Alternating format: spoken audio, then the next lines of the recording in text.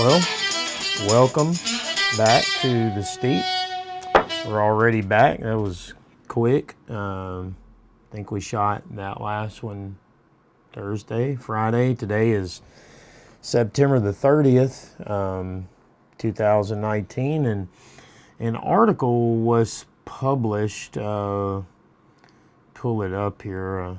I had it up. Published last week, I think, on the subject of spanking. It was titled "The Era of Spanking is Finally Over." Article by Elizabeth T. Gershoff.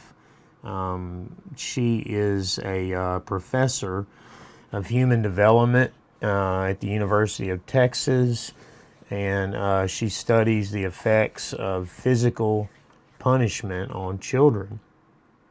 It's quite the way of wording it.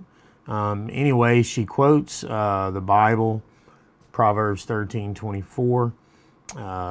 If you spare the rod, you hate your child. If you love them, you'll discipline them diligently. In the article, she cites a new updated statement by the American Academy of Pediatrics on the subject of spanking. They had a previous statement for some time recommending that parents choose alternative routes. I think back in the 1988 issue, she says.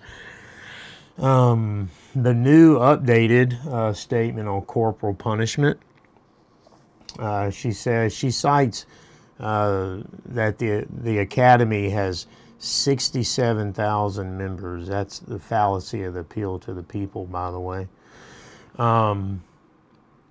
But she goes on to say something I wanted to point out, another fallacy in her reasoning. She describes spanking as hitting children, and she says, here it is, "We do not allow adults to hit each other, but for some reason, American society has decided it should be legal and even desirable for adults to hit children.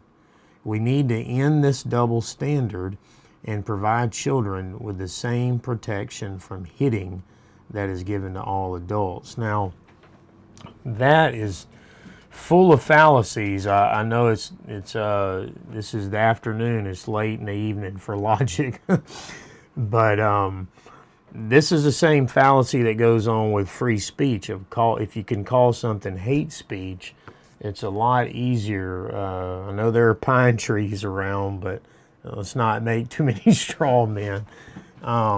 This is a straw man, and so if you can call it hitting children, it's easier to dismiss, right? So what do you say to this?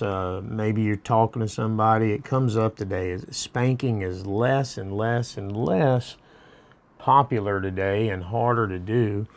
I think the first thing we say is certainly there are, sadly, people who use spanking in an abusive way, where it should be called hitting.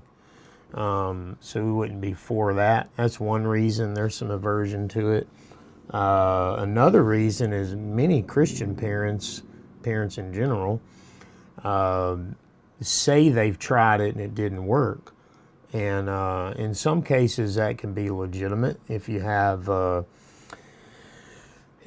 child with a disorder of some type or some sort of physical reason that discipline cause and effect, they're unable to get it.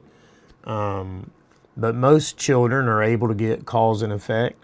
They know that whining gets their way. So they understand cause and effect. So that's one reason. So you don't want to say you've tried it. Maybe you have, but maybe you haven't, right? And so it could be, if I'm taking the antibiotic and I only take 2 of them, I take it the wrong way, and then I say, well, doctor, the antibiotic didn't work. Well, not really. I just did it the wrong way. So that happens a lot. What I want to do is just put spanking in a context that's biblical, given those initial statements. There are 3 fences that God has set up for the problem of sin in a child in their life. Number 1 is the conscience, which Romans 1 makes clear that all men blow through. The wrath of God is revealed from heaven against all unrighteousness and ungodliness of men who suppress the truth in unrighteousness.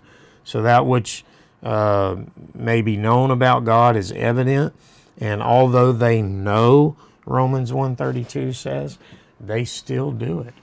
And so that's where spanking comes in. Parents are the second sort of wall, barrier to flag the kid down and to call them to account with their problem of sin. And after parents, there is the government.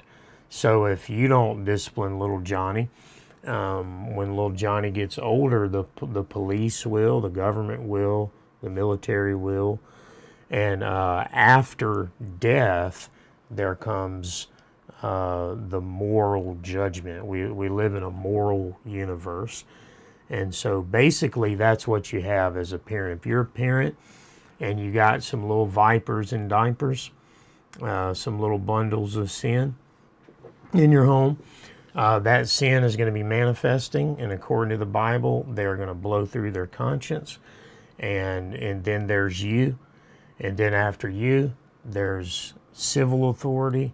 And then after civil authority, there is the final judgment, the final authority.